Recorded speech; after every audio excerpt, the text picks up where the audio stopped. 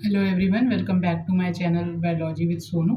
हम लोग जो है आज अपना ज़ूलॉजी का सेक्शन स्टार्ट कर रहे हैं, जिसमें हम ह्यूमन फिजियोलॉजी से स्टार्ट करेंगे। और आज का जो हमारा टॉपिक रहेगा वो डाइजेशन रहेगा। लोअर बॉटनी हमारी कंप्लीट हो चुकी है।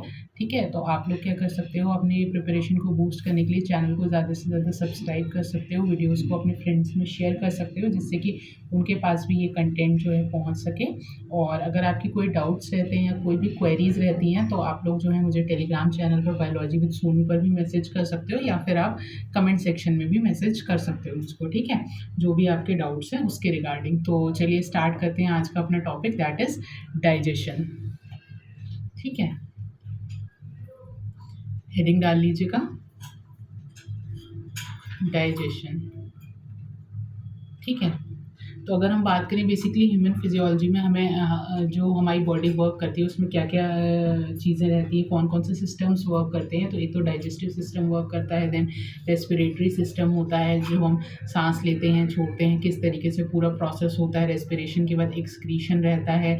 ठीक है, देन नर्वस सिस्टम की हमारा ब्रेन कैसे वर्क करता है, ये सारी चीज़ें जो है। रिप्रोडक्टिव सिस्टम है, एम्ब्रियोलॉजी है, सर्कुलेशन, ब्लड सर्कुलेशन है। तो ये सब किस में आता है, ये ह्यूमन फिजियोलॉजी में आता है। ठीक है, तो डाइजेशन हम सबसे पहले इसलिए पढ़ रहे हैं क्योंकि जो भी फूड हम इंटेक करते हैं वो किस तरीके से कन्वर्ट होता है कॉम्प्लेक्स फूड सब्सटेंसेस से सिंपलर फूड सब्सटेंसेस में, और कैसे करके बॉडी इसको एब्जॉर्ब करती है, वो सारा कुछ हम इसमें डाइजेस्टिव सिस्टम में देखते हैं। तो आइए स्टार्ट करते हैं डाइजेस्टिव सिस्टम को।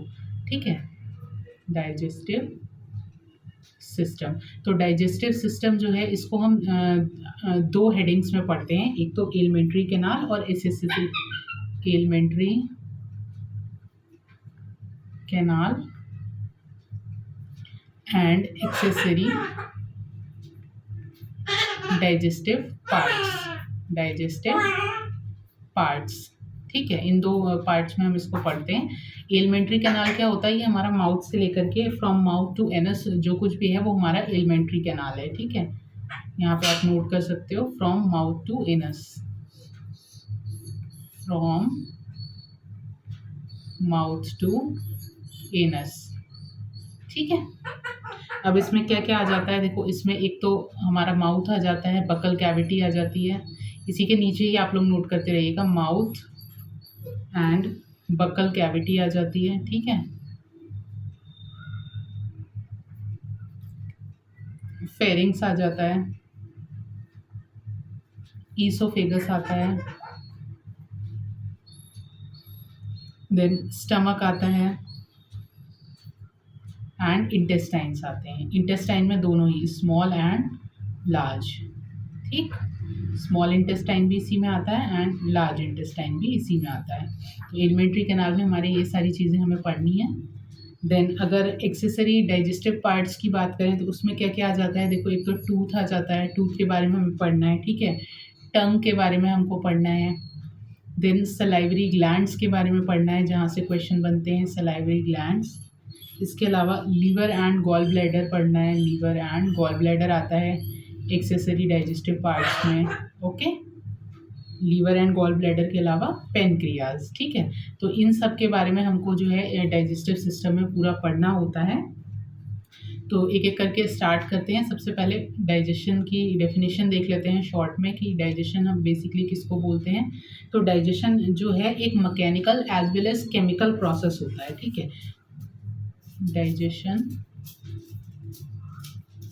कैसा है, एक तो मैकेनिकल है, मैकेनिकल प्रोसेस है,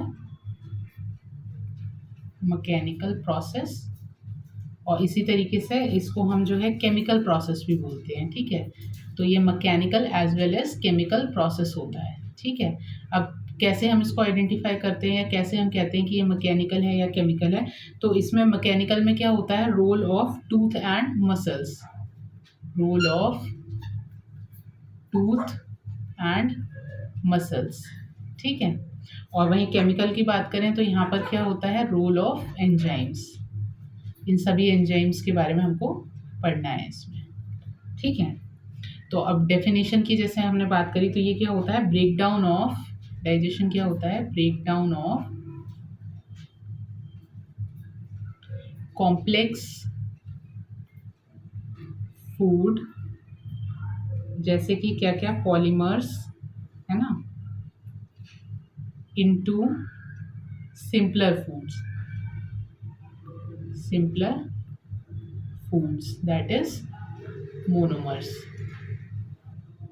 which can be absorbed, which can be absorbed।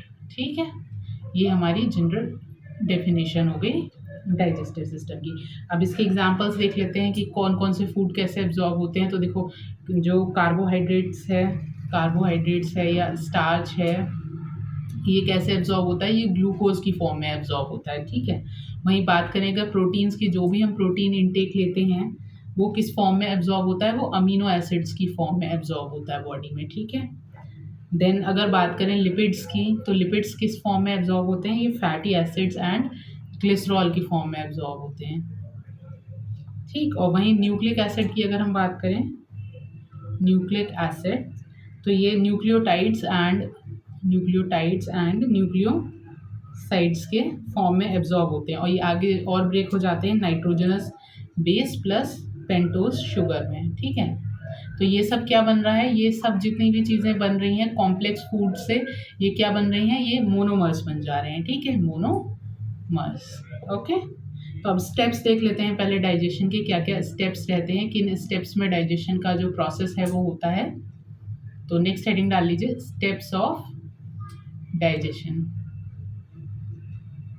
तो स्टेप्स की अगर बात करें तो सबसे पहला स्टेप क्या रहता है, इंजेशन, यानी कि हम फूड जो है वो इनटेक करते हैं माउथ में। ठीक है, उसके बाद डाइजेशन, डाइजेशन के बाद एब्जॉर्प्शन। जब डाइजेशन में क्या होता है, जो complex food particles, complex food है वो सिंपलर फूड में ब्रेक डाउन हो जाता है। देन थर्ड स्टेप होता है एब्जॉर्प्शन।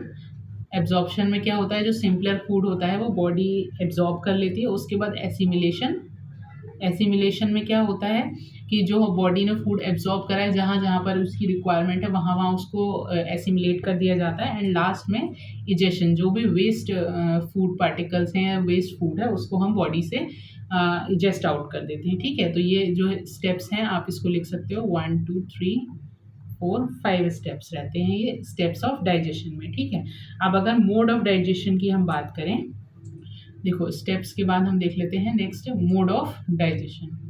यहाँ पर लिख लो मोड ऑफ डाइजेशन। ठीक है, तो मोड ऑफ डाइजेशन अगर देखा जाए तो तीन तरीके का हमको देखने को मिलता है। एक तो इंट्रासेल्यूलर, ये हमें किस में देखने को मिलता है, प्रोटोजोआ एंड पॉलीफेरा में। ठीक है, वहीं बात करें अगर इंट्रा प्लस एक्स्ट्रा सेल्यूलर हमें देखने को मिलता है, ये किस में देखने को मिलता है, सीलेंट्रेटा एंड टीनोफोरा में। ठीक है, देन एक्स्ट्रा सेल्यूलर की बात करें तो ये हमें देखने को मिलता है फ्रॉम प्लेटीहेल्मिन्थीज ऑनवर्ड।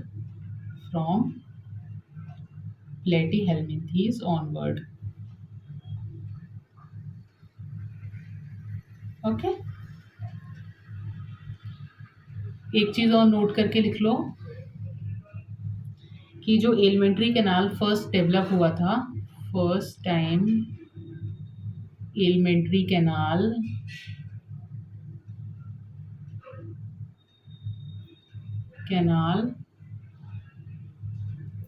डेवलप किसमें होता है, डेवलप्ड इनटू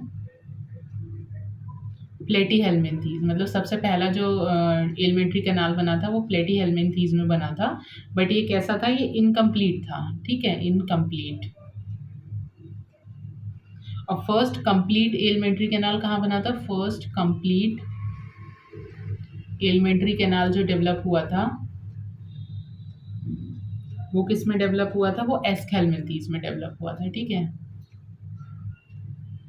तो यहाँ पर आपको ध्यान रखना है, अगर आपसे इनकम्प्लीट पूछा जा रहा है तो प्लेटीहेल्मिन्थीज, और कंप्लीट पूछा जा रहा है तो एस्केल्मिन्थीज। ठीक है, अब हमने स्टेप्स ऑफ डाइजेशन देख लिया, मोड ऑफ डाइजेशन देख लिया। अब एक बार हम फीडिंग हैबिट्स और देख लेते हैं कि किस में कौन सी फीडिंग हैबिट हमें देखने को मिलती है।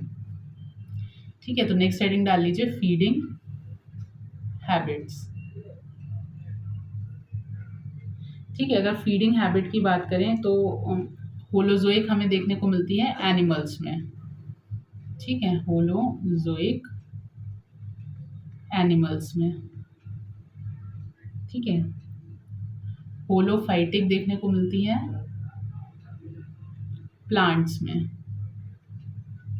मिक्सोट्रॉफिक ध्यान रखिएगा, मिक्सोट्रॉफिक पूछा हुआ है, मिक्सोट्रॉफिक ये हमें देखने को मिलती है यूग्लिना में, ठीक है, यूग्लिना में, इम्पॉर्टेंट है ये, ठीक है। देन ब्लड सकिंग किस में हैबिट, फीडिंग हैबिट हमें देखने को मिलती है ब्लड सकिंग, इसी को हम क्या बोल देते हैं, सैंग्विवोरस बोल देते हैं, ठीक है, सैंग्विवोरस। ये किस में देखने को मिलती है, लीचेस में, ठीक है। इसके अलावा बात करें अगर लार्विवोरस फीडिंग हैबिट हमें किस में देखने को मिलती है, ये हमें देखने को मिलती है गैम्बूसिया में। गैम्बूसिया क्या है, मॉस्किटो फिश है, ठीक। देन वोरेशियस फीडिंग हमें किस में देखने को मिलती है, वोरेशियस फीडिंग यानी कि एक्सेस फीडर होते हैं, ये हमें डॉल्फिन में देखने को मिलती है, ठीक। इसके अलावा फिल्टर फीडर की अगर बात करें तो फिल्टर फीडर कौन होते हैं, फिल्टर फीडर भी पूछा हुआ है, तो ये पैरामीशियम है, यूनियो है, एम्फियोक्सस है, ये फिल्टर फीडर होते हैं, ठीक है। पैरामीशियम, यूनियो एंड एम्फियोक्सस ये कैसे होते हैं, ये फिल्टर फीडर होते हैं, ठीक। अगर बात करें कॉप्रोफेगस की, कॉप्रोफेगस या इन्हीं को हम स्यूडो रूमिनेशन बोल देते हैं, ये अपना जो ओन फीकल मैटर होता है उसको खुद ही ईट करते हैं, ठीक है, कॉप्रोफेगस फीडिंग हैबिट। तो ये किस में हमें देखने को मिलती है, ये हमें देखने को मिलती है रैबिट और गिनिया पिग में, ठीक है। तो ये हो गई हमारी फीडिंग हैबिट्स। नेक्स्ट आ जाते हैं, अब हम लोग नेक्स्ट देख लेते हैं, एक एक करके एलिमेंट्री कैनाल को स्टडी कर लेते हैं यहाँ पर, ठीक है। तो सबसे पहले हम स्टडी करेंगे माउथ एंड बकल कैविटी के बारे में, ठीक है, माउथ एंड बकल कैविटी, ठीक है। तो माउथ एंड बकल कैविटी की अगर बात करें तो जो बकल कैविटी की रूफ होती है इसको हम लोग क्या बोलते हैं, इसको हम लोग बोलते हैं पैलेट, ठीक है। जो हमारी बकल कैविटी यानी कि आप ऐसे कह सकते हो माउथ का जो अपर पार्ट होता है उसको हम पैलेट, रूफ को हम पैलेट बोलते हैं, ठीक है। इसमें भी पैलेट भी दो टाइप का होता है, एक एंटीरियर पैलेट, जो आगे का पोर्शन होता है पैलेट का, एंटीरियर पैलेट, ठीक है, और जो पीछे का पोर्शन होता है उसको हम पोस्टीरियर पैलेट बोलते हैं, ठीक है। तो एंटीरियर पैलेट जो होता है कैसा होता है, ये हार्ड पैलेट होता है, ठीक है, हार्ड पैलेट।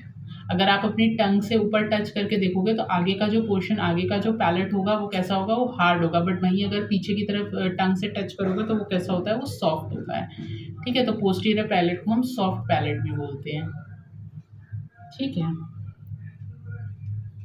अच्छा, अब इसके अलावा अगर इसमें देखो सॉफ्ट पैलेट की अगर बात करें तो इसका जो एक्सटेंशन होता है, एक्सटेंशन, इसको हम क्या बोलते हैं, कॉल्ड एज यूव्यूला, ठीक है, ये ध्यान रखना टर्म, या फिर इसी को हम वेलम पैलेटाई बोल देते हैं, वेलम पैलेटाई, ठीक है।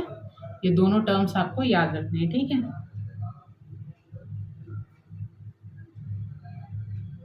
अच्छा, इसमें देखो हार्ड पैलेट में क्या होता है, ये हार्ड पैलेट जो है contains mucosal folding, mucosal foldings इसमें प्रेजेंट होती हैं, ठीक है, म्यूकोसल फोल्डिंग जिनको पैलेंटाइन रूगे कहते हैं, ठीक। अब ये तो माउथ और बकल कैविटी हो गया। नेक्स्ट आ जाते हैं, नेक्स्ट हम लोग देख लेते हैं टंग को, सेकेंड हेडिंग डाल लो टंग, ठीक है। तो अगर टंग की बात करें तो टंग को हम और क्या क्या बोलते हैं, ग्लॉसा बोलते हैं, ठीक है, या फिर लिंग्यूला बोलते हैं, ठीक।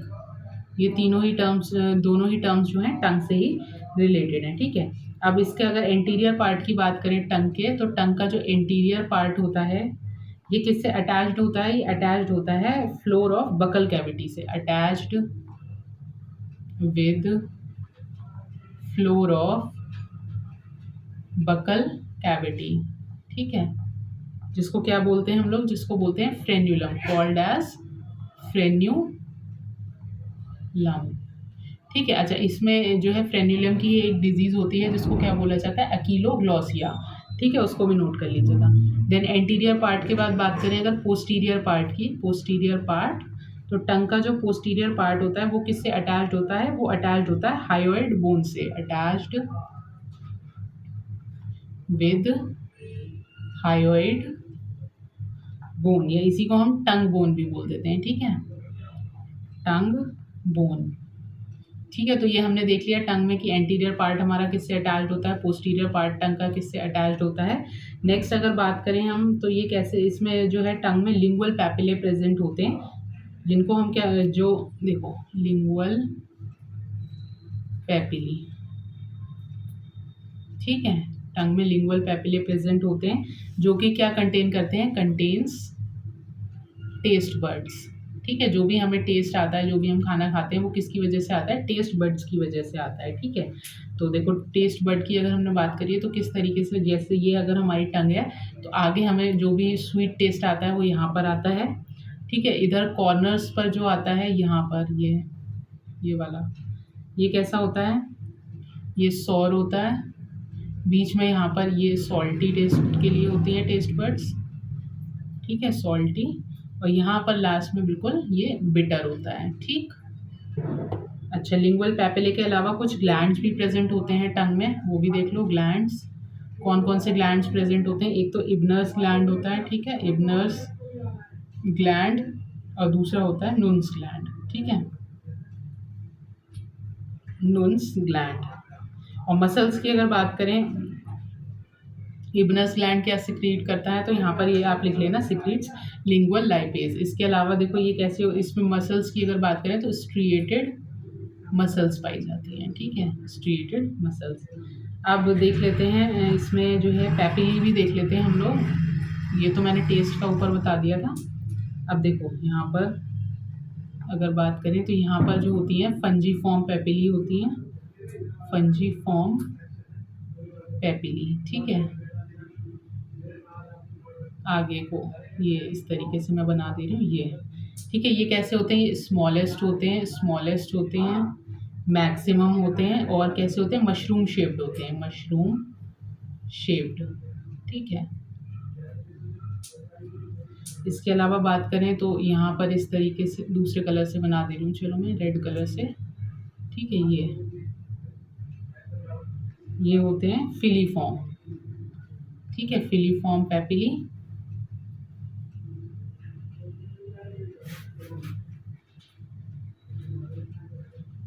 ठीक, और यहाँ पर लास्ट में जो होते हैं ये इस तरीके से, ये होते हैं सर्कमवेलेट, ठीक है, सर्कमवेलेट। ये कैसे होते हैं, ये लार्जेस्ट होते हैं और मिनिमम होते हैं, ठीक है, मिनिमम होते हैं। इसके अलावा जो है ये तो तीन तरीके के पैपिली हो गए। इसके अलावा हम लोग एक चीज़ और नोट कर लेते हैं यहाँ पर, एक मिनट रुकिए।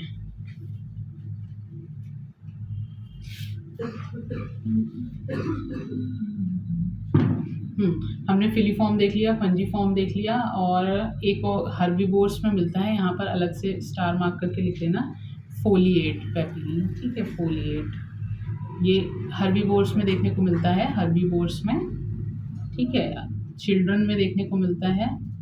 और ये कैसा होता है, ये लीफ लाइक होता है, ठीक है, लीफ लाइक होता है। अच्छा, एक क्वेश्चन और आता है, टेस्ट बर्ड किस में नहीं प्रेजेंट होती हैं, तो फिलीफॉर्म में जो है नो टेस्ट बर्ड, बाकी सब में टेस्ट बर्ड्स प्रेजेंट होती हैं, फिलीफॉर्म में जो है टेस्ट बर्ड्स एब्सेंट होती हैं, ठीक है। तो ये हमारा यहाँ पर हो गया कंप्लीट टंग के बारे में। अब नेक्स्ट हम लोग देख लेते हैं टूथ के बारे में, ठीक है, नेक्स्ट स्लाइड पर आ जाते हैं। नेक्स्ट हेडिंग डाल लीजिए, टूथ, ठीक है। तो टूथ की अगर बात करें तो इसका जो ओरिजिन होता है वो कैसा होता है, एक्टोमीजोडर्मल होता है, ठीक है, एक्टोमीजोडर्मल ओरिजिन का होता है टूथ, एक्टोमीजोडर्मल ओरिजिन, ठीक है। जो एक्सपोज्ड पार्ट होता है, यानी कि जो बाहर का पार्ट होता है, जो हमें दिखाई देता है टूथ का एक्सपोज्ड पार्ट, उसको हम क्या बोलते हैं, उसको हम क्राउन बोलते हैं। और जो इनविजिबल पार्ट होता है उसको हम क्या बोलते हैं, रूट बोलते हैं, इनविजिबल पार्ट को बोलते हैं रूट, इनविजिबल पार्ट को बोला जाता है रूट, ठीक है। तो देखो अगर हम डायग्राम के थ्रू देखें, रफ डायग्राम में आपको एक बता दे रही हूँ, ये इस तरीके से अगर हमारा ये टूथ है, ठीक है,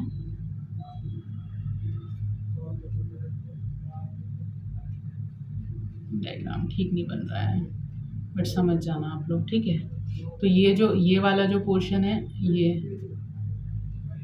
ये पूरा, इसे ये क्या है, ये हो गया इनेमल, ठीक है। इनेमल ये फर्स्ट हार्डेस्ट पार्ट है, first hardest part of body है, ठीक है, इनेमल। फिर इनेमल के अंदर क्या है, ये यहाँ पर ये सारा जो है ना, ये वाला पोर्शन, ये सब क्या है, ये है पूरा आपका डेंटाइन, ये सेकेंड हार्डेस्ट पार्ट है, ठीक है। डेंटाइन सेकेंड हार्डेस्ट, ठीक है, सेकेंड हार्डेस्ट पार्ट हो गया,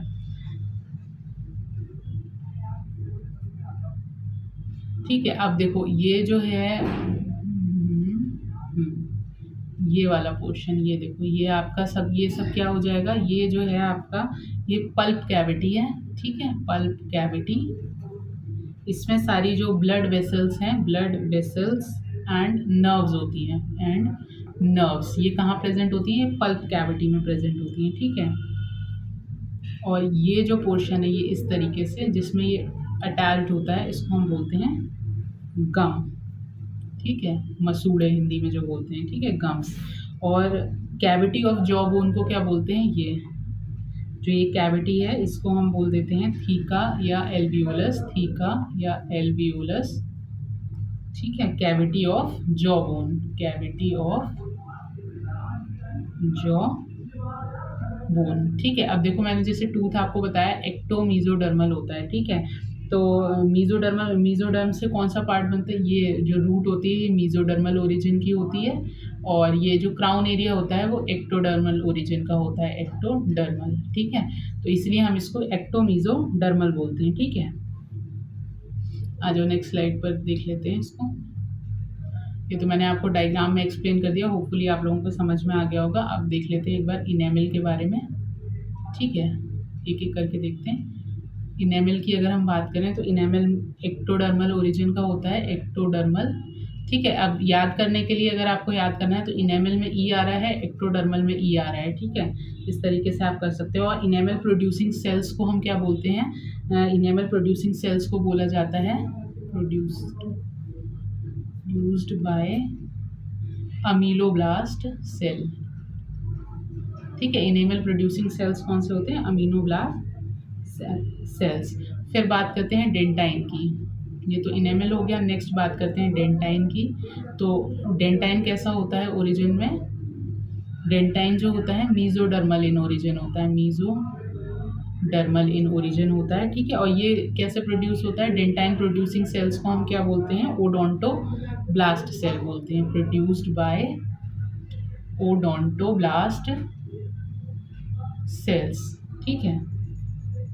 तो ये इनेमल हो गया आपका। इसके अलावा देखो जो ह्यूमन में टीथ होते हैं तो वो 4 तरीके के होते हैं ह्यूमन टीथ, ठीक है। इंसीजर्स होते हैं, कैनाइंस होते हैं, प्रीमोलर्स होते हैं, मोलर्स होते हैं। ये तो बहुत ही बेसिक है, ये तो फिर 6th क्लास में आई गेस हम लोग पढ़ते हैं।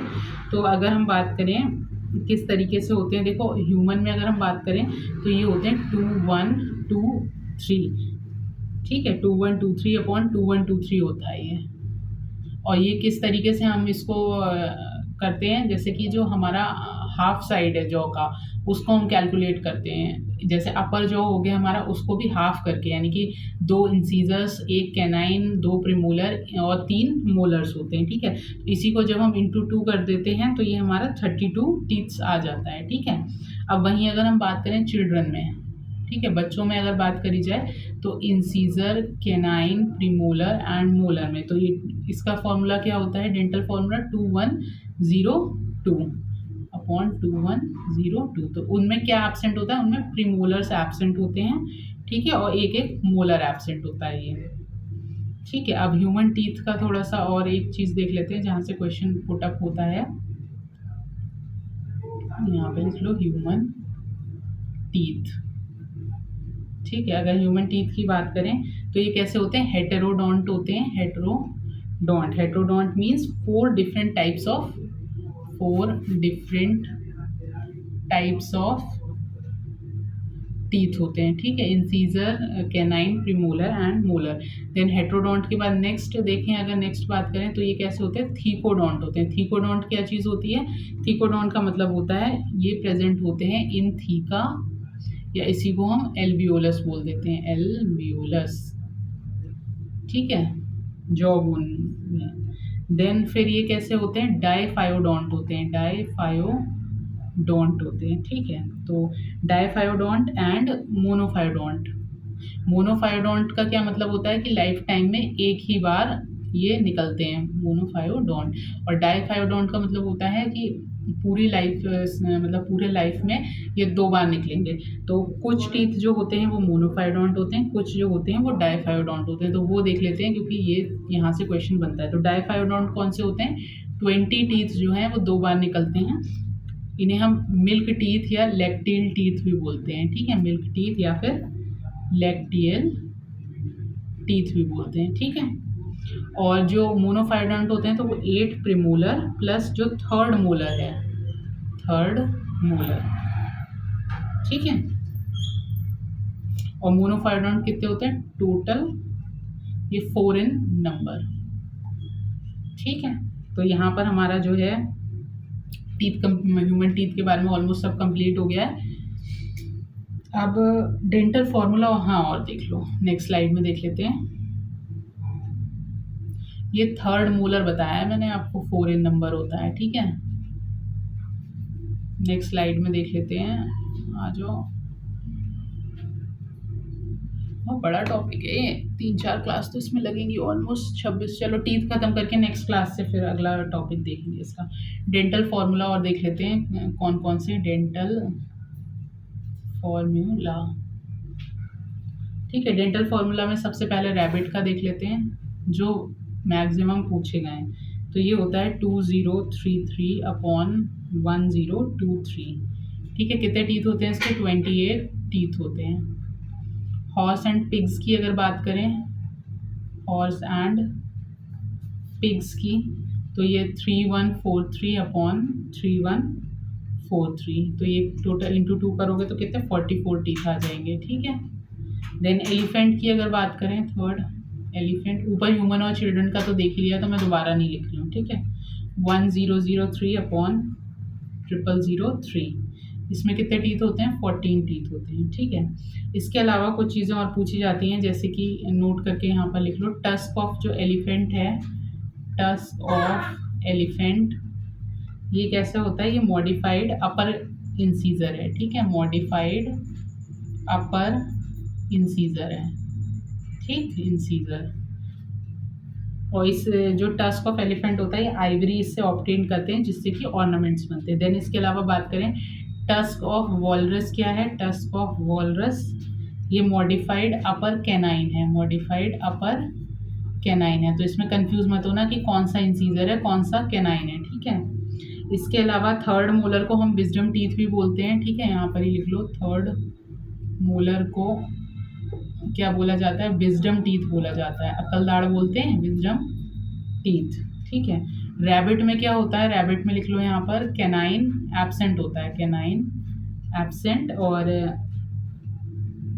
जो गैप होता है बिटवीन इंसीजर एंड प्रीमोलर, जब कैनाइन एब्सेंट हो जाएगा तो एक गैप क्रिएट हो जाएगा ना इंसीजर और, gap between incisor and premolar के बीच में, इसको क्या बोला जाता है, इसको बोला जाता है डायस्टेमा, ठीक है। अच्छा, फैंग्स ऑफ स्नेक, क्या किस चीज़ का मॉडिफिकेशन है, फैंग्स ऑफ स्नेक्स, ये मॉडिफिकेशन ऑफ मैक्सिलरी टीथ है, ठीक है, मैक्सिलरी टीथ।